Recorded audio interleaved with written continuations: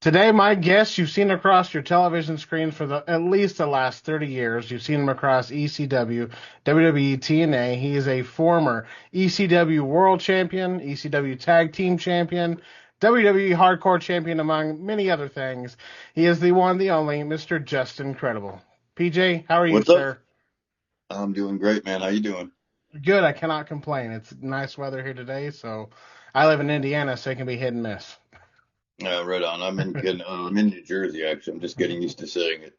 So it's nice. It's beautiful, but it's a little breezy and a little chilly, but it's nice. So let's go back to the beginning. What was it that drew you into professional wrestling, and how hard was it for you to even be able to find how to get in professional wrestling back then?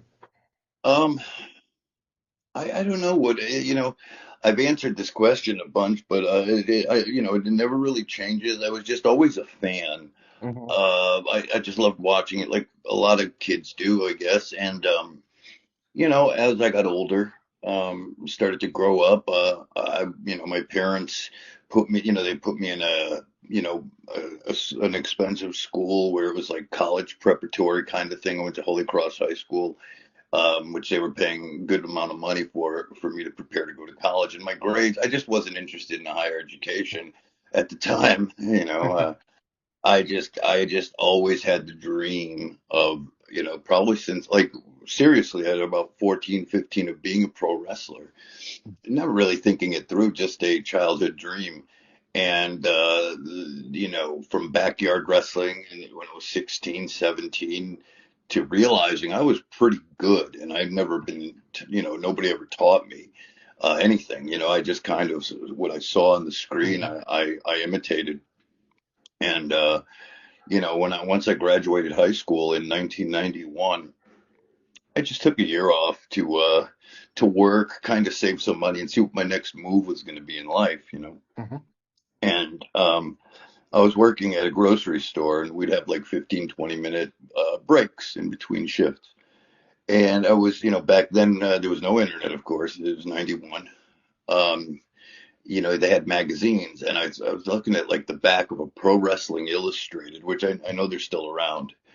Back then, that was like, those were magazines were fascinating to me because, if you ever look at a wrestling magazine from Hmm. especially the past, even though we didn't have television to see a lot of these territories, you'd see like stuff from Japan or, these matches with blood and Abdullah the Butcher. And it was like so captivating because you couldn't see the action, but you Hmm. could just imagine what those wars were like.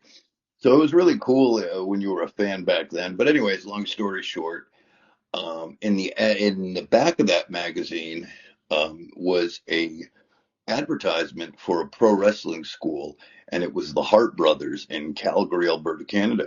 And I remember it to this day. What the ad said, it said Hart Brothers, brothers of Bret and Owen Hart, the dungeon, the whole thing, and they gave a number and, I called, set some stuff up and, saved the money. And a year later, I went from Connecticut to at 19, all the way over to Calgary, Alberta, Canada, which is completely northwest of where I am on the East Hmm. Coast, on my wrestling adventure. So how hard was that to do back then? Was it easy just to cross the border and go live in Canada? And how long Oh did you yeah. train for? Oh, that part was easy. The training was, when I got there, Chris Jericho and Lance Storm had gone through the camp before me. They were there the Hmm. year before because Lance Storm is a year my senior in the business. So Lance Jericho we'd see on occasion, but Lance was there for the whole camp. He was really, the Hearts would come in once in a blue moon. Lance was really the one, they would sit outside the ring. Lance would be the one inside the ring doing the Hmm. work. That's how kind of a lot of schools I come to find out were, but which was fine. But the training was like I was so far, like, I was so far advanced just from again, like just doing it in the backyard. I already knew how to do a lot of the moves, and come to find out I was doing them correctly. You know, we Hmm. used to do like backyard stuff where we not just corny back. I mean, like we went all out, and it was, you know, but I realistically I learned how to do it properly. That part was easy. It was the going over there, and then you know, just the grind of actually the training, because they do a lot of physical stuff where you have to run miles and Hmm. 500 squats and all these drills, which was very hard. But again, it was a great wrestling education, and you know, I'm glad I did it, man. It was one of the premier places, you know, to go. So you know, very How cool. how long did you train there before you started branching out and working some matches? And did you stay in that Calgary area, or did you go more towards back home? Um, okay, this is where it gets interesting. At the end of camp, I went home. You know, there was nothing in Calgary for me, and I went home for a little bit, and then the guy that was running the school for the Hearts, his name was Ed Langley, who used to be a wrestler in the Calgary area back in the day, who has since passed. He was older back then, anyways, so he probably passed a long time ago. But he had called me and he said, they're starting a new promotion in Calgary called Rocky Mountain Pro Wrestling. They're going to run once a week in Calgary. You know, if I'm interested, you know, and of course I'm not going to make any money and all that stuff. But if I wanted to, you know, I'd fly myself out there, and I got, you know, he'd give me his house to sleep in, etc. So I went over there, and when I was 19, back to Calgary in October, the summer after I finished camp, because I was only in camp. There was only an 8 week camp. That was what, Hmm. you know, that was whether you learned the business or not. It was 8 weeks. So after that 8 weeks, like I said, I went home, came back, and on my 20th birthday, I believe, I'm almost positive, October 16th, 1992, I had my first match in Calgary on my 20th birthday as a professional, as PJ Walker. And how was that experience for you? Oh, it was amazing. It was really cool. I was there for 10 weeks.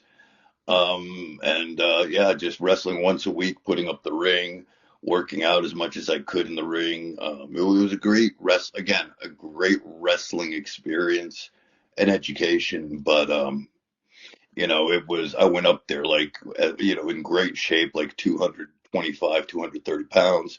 And, you know, I don't come from money. So, and I didn't want to tell my parents I wasn't getting paid, you know. So I was, you know, the guy gave me room and board, but he wasn't paying for food. So I was like literally stealing $1.50 in quarters to get a gallon of milk every day. He had like a big quarter jar, and that's what I would eat. And once in a while, he'd cook a dinner for us so we could all sit down at the table.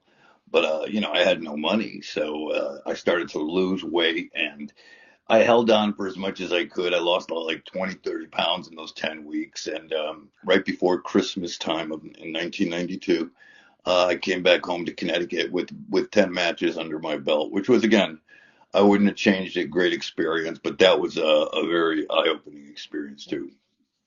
When do you feel like you started getting your name out there once you started working matches? Um, okay, so again, we get right back to, we'll just follow the journey. I get back to Connecticut now, mind you, again. I mean, I know, how old are you?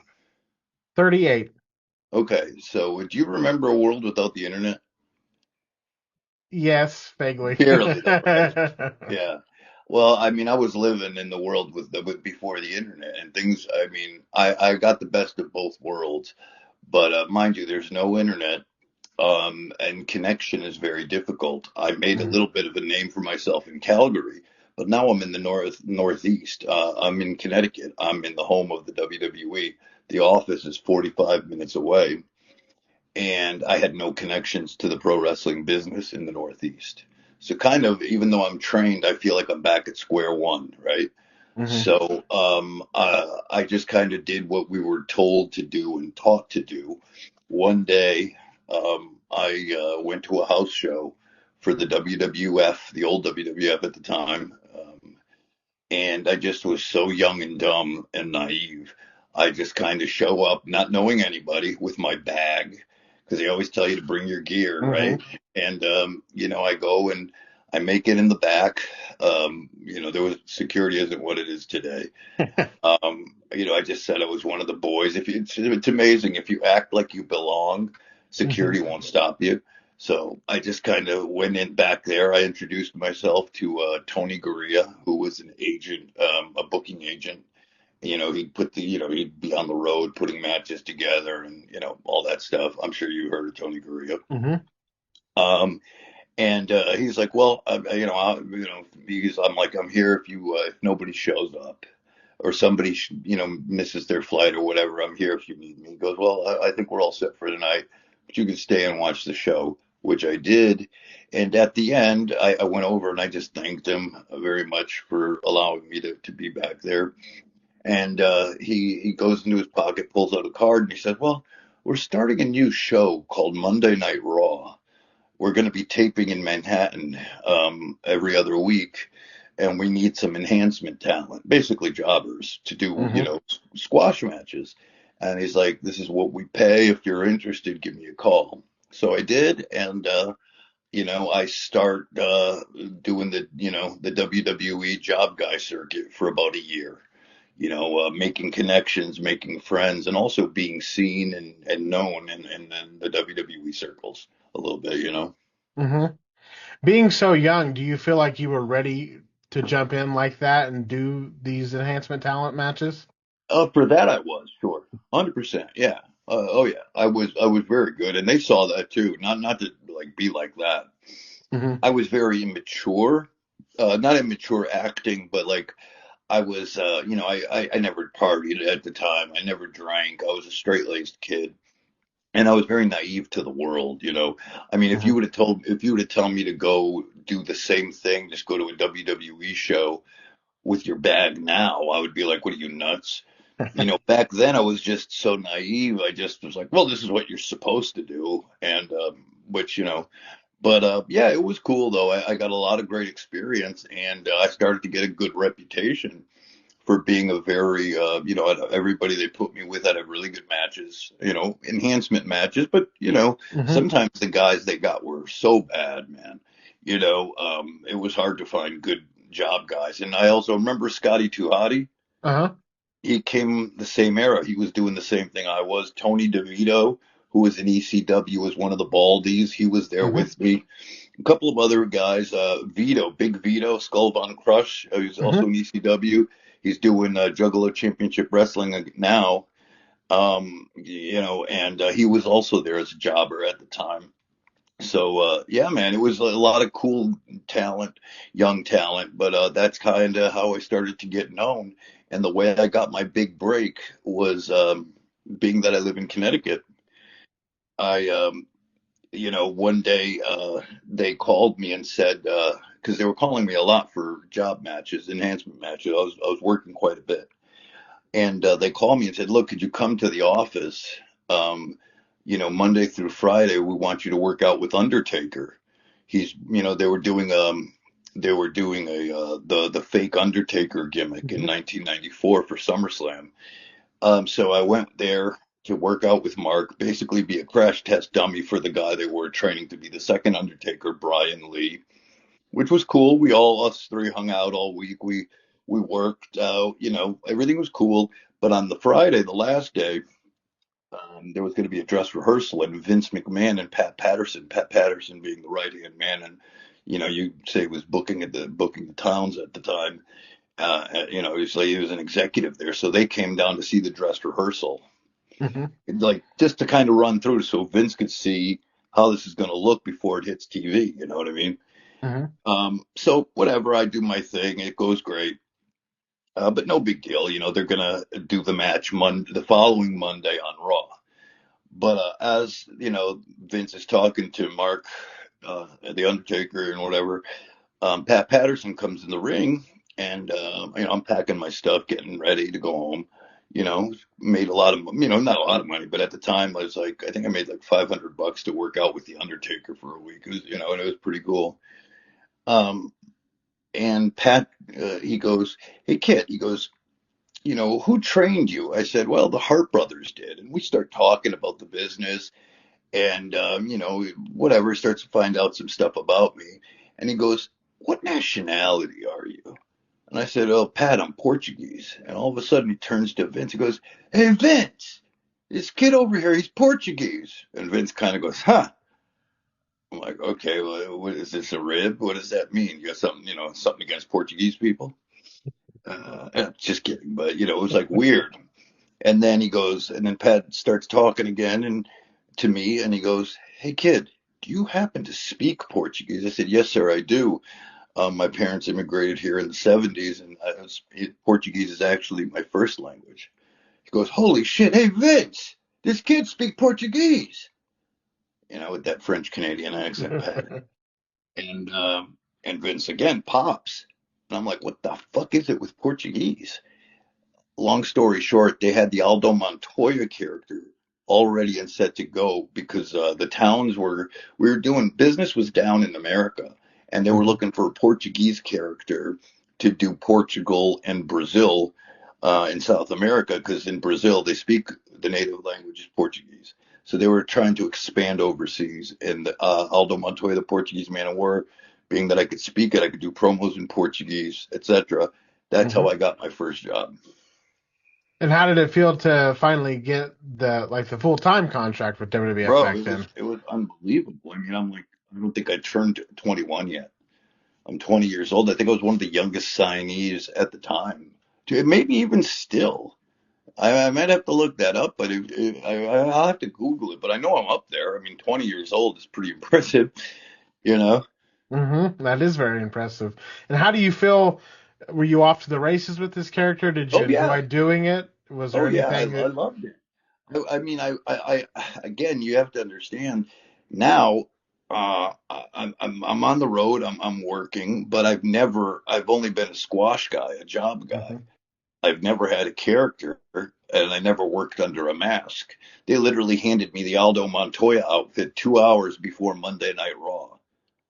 Okay, and I've never gone over in a match, Mhm. especially on live television. So I don't know how to get my shit in. I'm just, you know what I mean? I'm used to being on the other end, right? Mhm.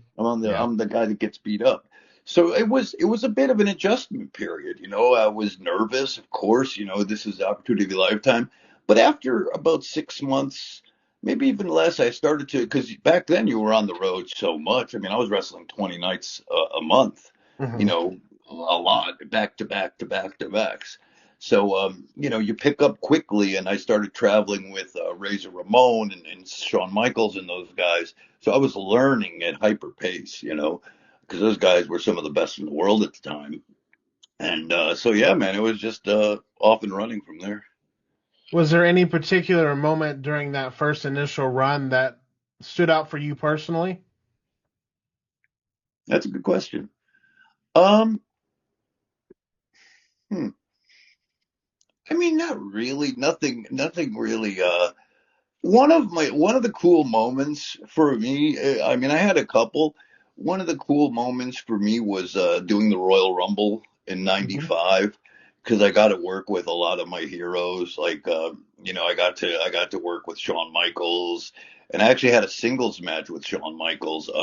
One time, I think Razor missed his flight, and I was traveling with Shawn, and it was Razor and Shawn. It was when they were doing their feud for the Intercontinental title, and Razor missed his flight. So I remember in Syracuse or Buffalo, I think it was Syracuse. It was Aldo Montoya challenging HBK for the Intercontinental title. So stuff like that. But the Royal Rumble was cool. I did some angles with Jerry Lawler that were cool. Jake the Snake Roberts was my manager for a couple of angles too. And another one I did was when I beat Jeff Jarrett when he was IC champion in a non-title match, and then did a week's worth of promos, and I wrestled him for the title on Superstars when there was WWE Superstars, and then I lost the title match. But stuff like that, Mhm. I was a mid card guy, but a good mid card guy, and also I was learning my craft. You know what I mean? I was now Mhm. finally learning to be on TV, learning how to be a professional, learning how to act, how to, Mhm. do all of it. How was it? Was there anything that did not come to fruition during that first initial run that was supposed to happen for you, or stuff that No, you may have nothing. pitched? No, I never pitched anything really. Back then I was just happy to be there, to be honest, and it wasn't one of those things where I would say anything to anybody. Not till a little later in that relationship with Vince. What, where did you feel like it started to turn and pivot for you? And then was that around 97? Is that when you were Yeah. pursuing your release? Well, yeah, and again, now I've been there I signed in '94, Hmm. so those contracts are generally for 3 years, and I didn't want my contract to roll over. Scott and Kevin, who I was tight with, especially Scott, who was one of my best friends at the time, they had just did the jump to WCW to go Hmm. do the NWO. And I went to Vince and I said, look, Vince, I appreciate everything you've done. I said, but I don't want my contract to roll because if you don't give them notice, it automatically rolls over for another year.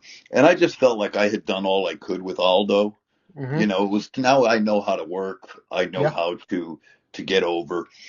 I said, what, can I, if you're not going to do anything with me, I could go to WCW and whatever. And because Scott had told me, we got stroke down here, I'll get you a job. Never promised me anything, but I know I'd get paid pretty good. But Vince said, look, I'm not going to give you your release. We put a lot into your development.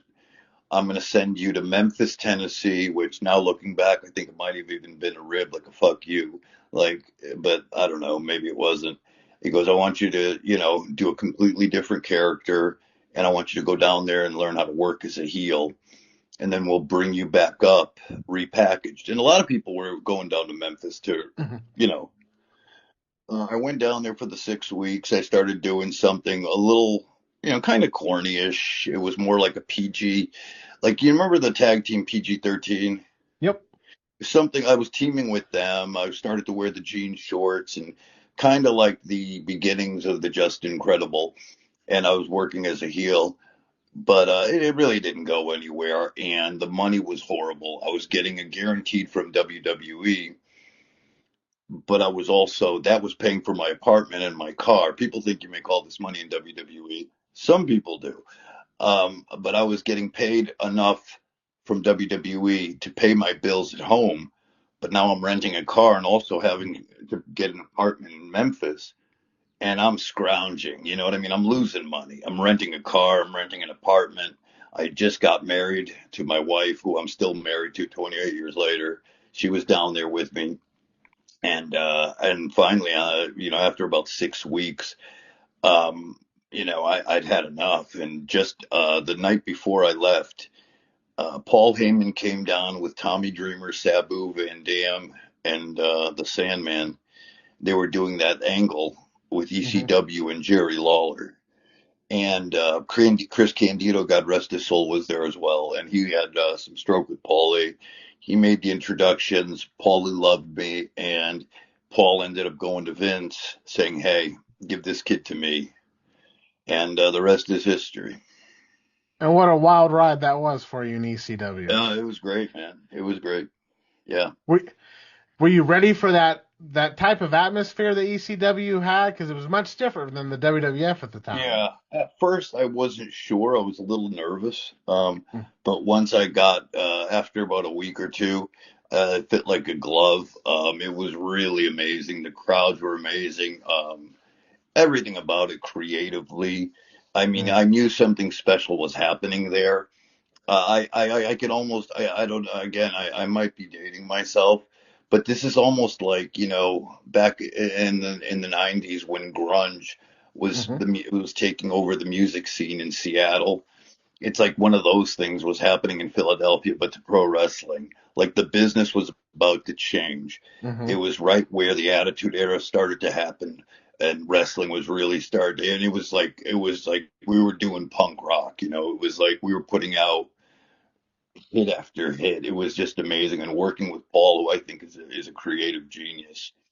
was amazing, and all the guys there. It was great. And I know I hate to say this now, knowing what a lot of people went through, but I had guaranteed money with Hmm. working with Paul. I made $2,500 a week every week, whether I worked once or twice or three times. So I was making $10,000 a month working in Hmm. ECW, closer to home, only 2 to 3 nights a week. And Paul never bounced my checks because he knew who he could F with and who he couldn't. And so I never had a problem. Paul was great to me, and it was a great. I was there for from '97 till the last match. I was the last actual match in ECW. So Out me and Sandman were the last main event to walk through the doors in ECW. outside looking in, it seems like ECW was a place that made you love professional wrestling even more, just Yes. with the atmosphere, Yeah. and it was a passion. As where you would go somewhere else, it would be a job. But like it seemed like Right. looking Correct. back at it, ECW is what made everyone so good. Was it fueled their love for this industry? Absolutely. And it was the crowd was just something so different. And it really, to this day, it was the beginning of what you see today with the chanting and all that. That was all started in ECW. Hmm. And that business, I mean, it's a shame that it was mismanaged because it certainly didn't go under because, and this is the same story that happened with, the Crockett's with NWA and, when, Jim Crockett and, I'm sure you heard that story. They Hmm. just got too big too quick. And we got too big too quick because, Paul just, and two, I think Paul got to the point where he had to pay talent not to go to WCW, Hmm. and he was paying people too much. You know what I mean? Yep. To keep all the talent, it was too much to compete with everyone else. But towards the end, man, we were still putting, selling. I remember the last year we sold out the Hammerstein Ballroom, 3,500, 4,000 people, two nights in a row. Once in December, once in January, right before we closed the ECW arena, selling that out. We were putting in 3,000 fans right before we closed, so it wasn't like that. We had just misappropriated some funds, and not having a TV deal towards the end set us back.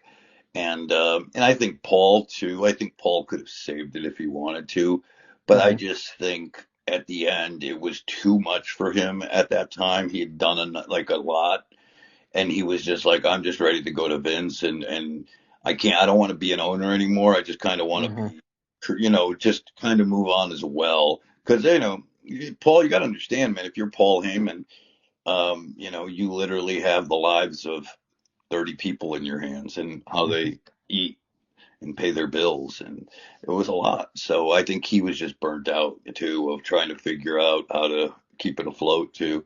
But, again, it was a great time in pro wrestling. And to this day, it's still talked about. So I don't think it'll ever be forgotten for sure. I agree. For you personally, what does ECW and Just Incredible, what's that mean for your career for you personally, and what stands out for you like that's close to your heart during that time? Because that put a lot of people on the map, and it means so much to ECW means so much to so many different people for different reasons. Sure. It was just a great time in my life. I was, for the time I was there, I was truly enjoying myself. I didn't have a care in the world. I felt like I was an owner, even though I wasn't. I felt like it was my place. We all loved it. We loved each other. In wrestling, that's odd, but it was like going to work, all working for a common goal. Where when you go to work for WWE or any of the other companies, it's like you're just there to do your part, and you don't know who's stabbing you in the back. It's very competitive. Hmm. There, it was just like we knew everybody from the people that took the tickets to the concession stand. My wife worked the concession stand selling T-shirts. Tommy Dreamer ran the T-shirts, and he Hmm. gave her a job, and we were all. It's like it was all of ours. So it was very, very wonderful. It was, and when we succeeded, it was like, oh, for all of us. It was a very team effort, and it was a great feeling, and it's really what it shows what the business can be. And that's what made it so unique. And professionally too, I was having some of the, you got to understand this was in 99 and in 2000 was probably the peak of pro wrestling. And Hmm. I was the world champion for the number three company in the world, main eventing pay-per-views, you know, um, and I know the world championship, you could say, well, it's fake. You didn't win anything. True.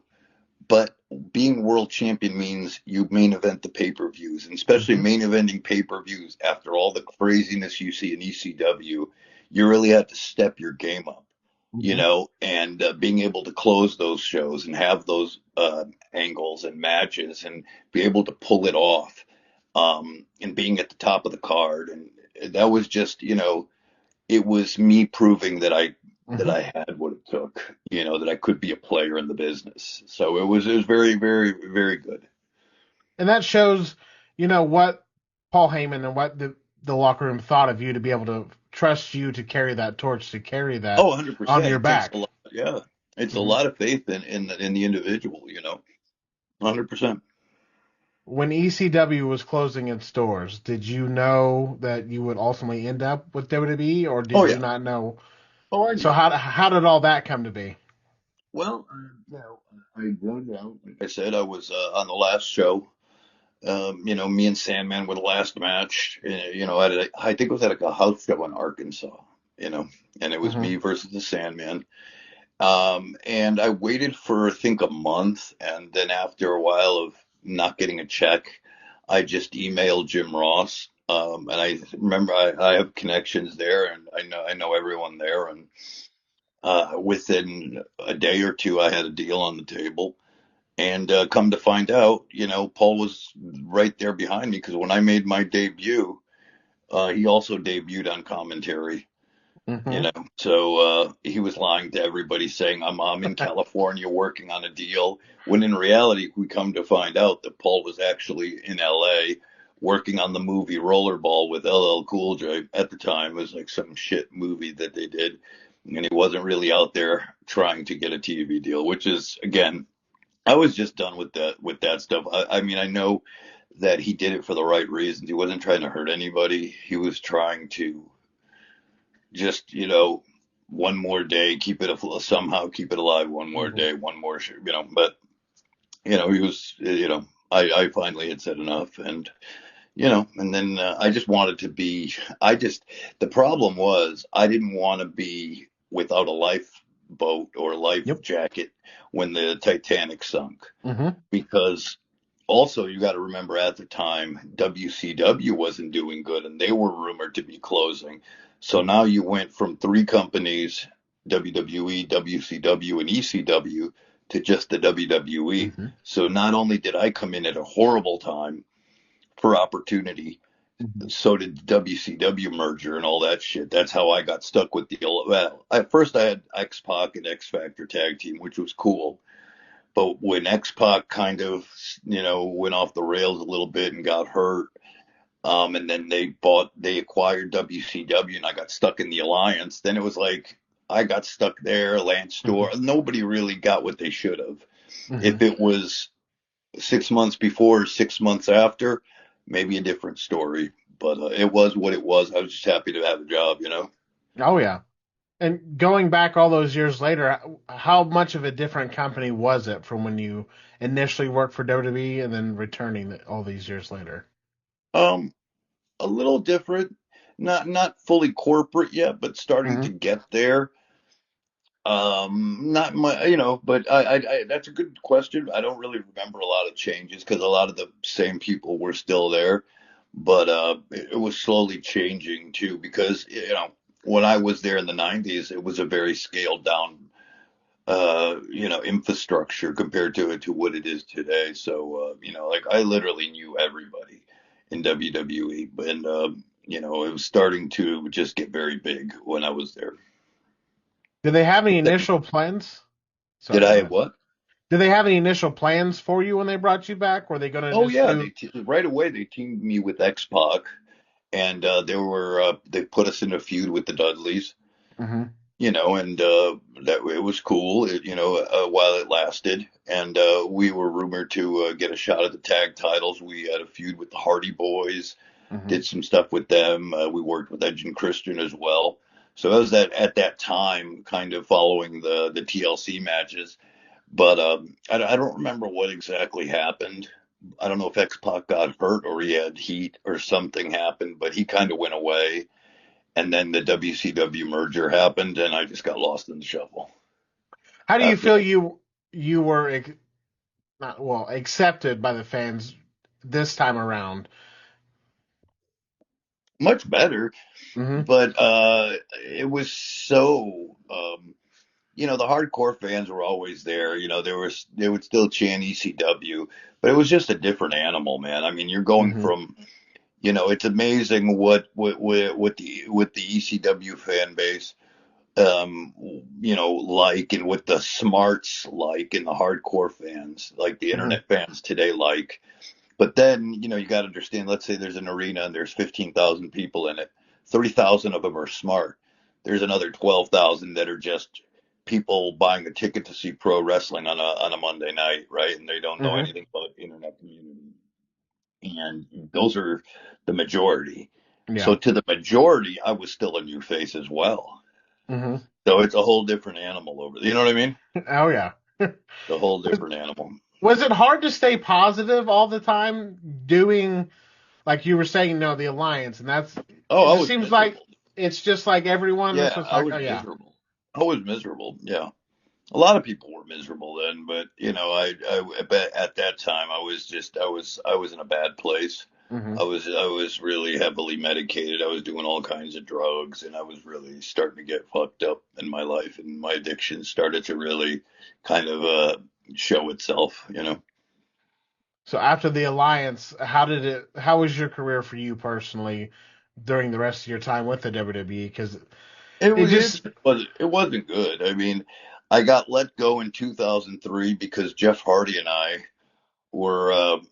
I remember we were in Oklahoma, and we had done a afternoon show, and we were supposed to all fly hmm. to get on the charter flight, Air McMahon, to the next town. Or no, we were in Texas, and we were supposed to fly to Oklahoma.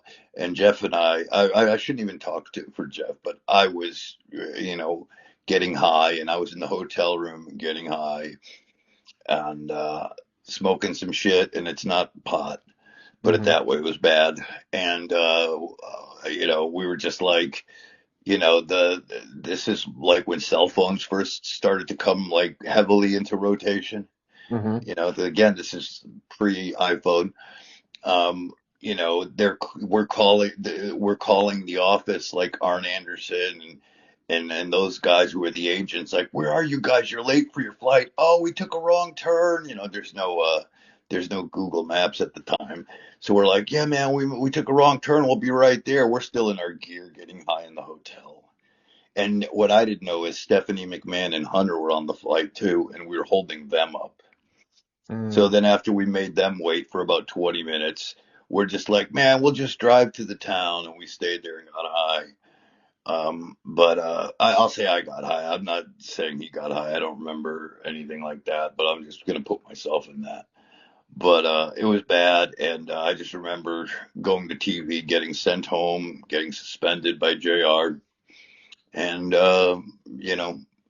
about a month later, I got the call that I was let go, you know, and that was it. Did you know that professional wrestling was something you were going to continue to do, or Oh yeah, was it of just course. a struggle at No, that yeah, time? yeah, no. I mean, from there I went to TNA. Hmm. I did a bunch of tours of All Japan Pro Wrestling, which was pretty cool. Great money, So I did Japan for a while. And then in 2005, I got called back to WWE to do the ECW reboot. Hmm. With the first what did they call it?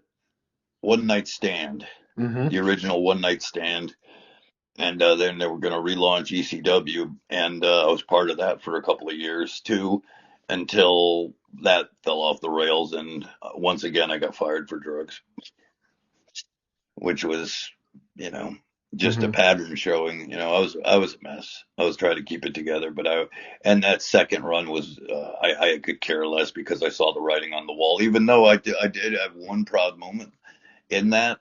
I was CM Punk's debut match at the Hmm. Hammerstein Ballroom. That was his first match with the company, and it was a hell of a match. Hmm. So I could still go and when I wanted to, and it was a very good match. And I just thought that, and everybody put it over. They put it over so much that they gave us a rematch the following week with promos on the ECW show. But again, they were obviously going to push CM Punk, and just kind of not doing anything with me, and which again I didn't know how to handle it, and I was a mess. So I just started to give up a little bit, which I shouldn't have done. But anyways, I digress. How has life been since then? It's been well. Uh, it it was not good for a long time. I mean, Hmm. I was, I had gone to TNA several times again. I did Ring of Honor while they were around. I did a lot of indies, but I'd been a mess for a while. I'd gotten sober. I became a mess again, and this went on for a long time. I mean, we're talking. I mean, again, I'm kind of browsing over some time, but Hmm. nothing that I want to talk about. Is more personal life stuff. But Hmm. I just mostly spent that time being a mess. I'd say 75% of the time. And 6 months ago, I finally was at a place where I was sick and tired of being sick and tired. And I went to treatment. I got help, and I shouldn't, count my chickens before they hatch, but this Thursday I will be 6 months clean and sober, fully, completely. And, I have a job. I'm a productive member of society, and I feel great, So things are looking up. I got my own podcast, um, you know, that's Incredible Podcast, which we're actually going to be shooting a episode for tomorrow. And yeah, man, I got some action figures coming out this summer. So, it's been pretty cool, You and I'm look. actually loving life right now. So, Congratulations on that milestone, and you thank look you. great. I feel great. I mean, I was drinking a Hmm. lot. I mean, heroin or fentanyl, whichever you want to call it, is mostly fentanyl these days.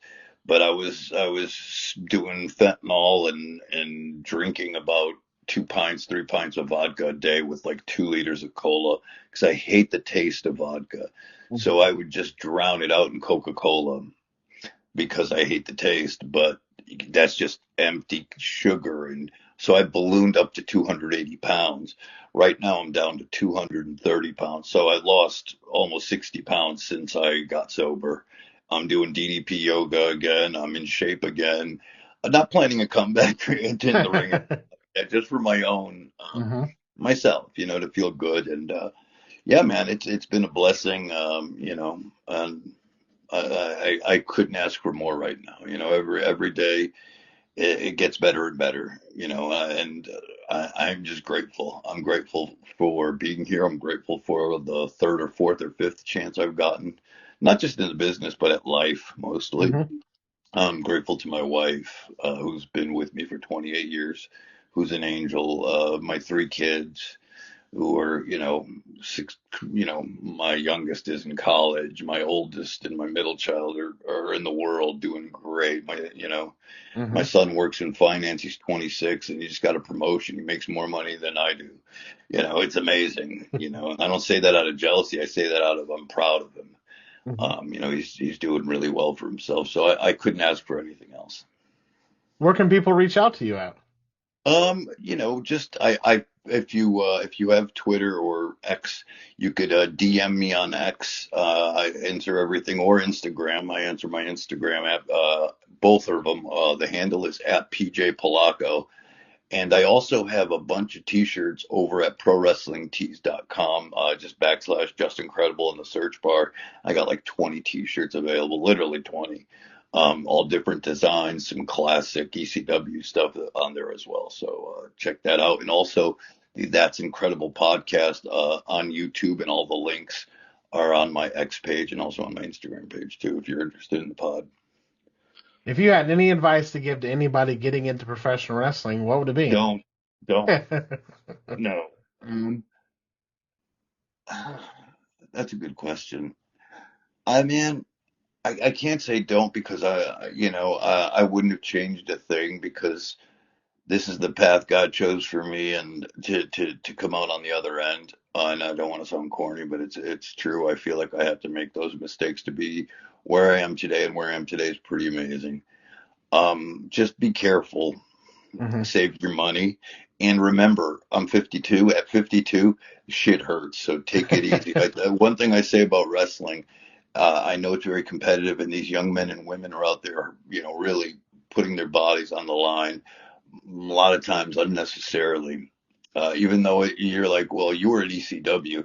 Yeah, but believe it or not, a lot of the stuff we did in ECW was well organized. And if you look, it wasn't, at least my parts and the stuff I didn't try to kill myself. I tried to be safe as possible. Just be safe out there and be aware that one day the lights do go off and the fans stop cheering, and you're going to want to walk and be comfortable, which I can say I am, and I'm blessed. PJ, I just want to say thank you for taking the time out to do this today. Thank you for what you've done for professional wrestling and what you continue to do, sir. It's truly been an honor to be able to sit down and speak with you today. Well, thank you so much, man. It was a pleasure, bro. Thank you. And if there's ever anything that I can do, please feel free to reach out. I will, man. Thank you so much, Brian. I appreciate it. Thank you.